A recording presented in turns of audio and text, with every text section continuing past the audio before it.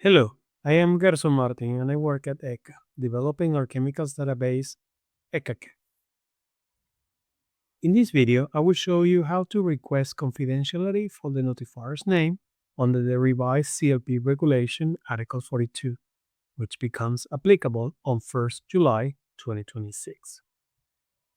From that date, the name of each notifier who has submitted a classification enabling notification to ECHA will be publicly available in the CNA inventory.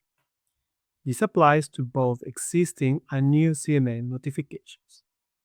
In case of a group notification, only the name of the notifier submitting the CNL on behalf of the group will be published. This means that the names of individual members of a group notification will not be published unless they have also submitted their own CLA notifications for the same substance. If publishing your company's name could harm your commercial interest or the commercial interest of another concerned party, you may request that the notifier's name be kept confidential. In this tutorial, I will walk you through how to make a confidentiality request for classification enabling notification dossier prepared in IUCLID. Please note that additional instructions and instructions for setting confidentiality flags in each registration are available in the relevant manuals at echa.europa.eu/manuals. To claim your company details as confidential, go to the General Information and navigate to IUCLID Section 1.1 Identification. This is where your company legal information is displayed and where the confidentiality request begins. Next to the legal entity field, you will see a confidentiality icon. Click on this icon to activate it and set a confidentiality flag.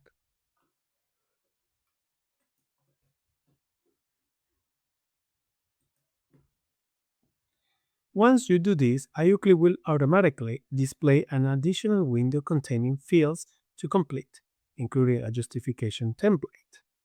You are strongly encouraged to use this template to structure your justification. In the justification, you must explain why disclosing the notifier's name will harm your commercial interest.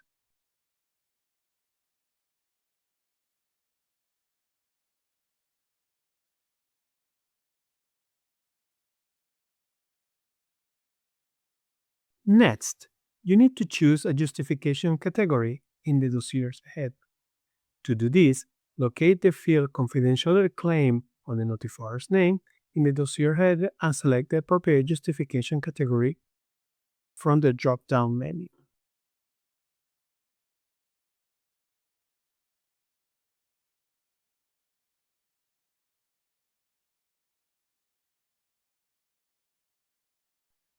To make certain that a valid confidentiality request is submitted for the notifier's name, both elements must be provided: the written justification in section 1.1 and the justification category in the dossier header.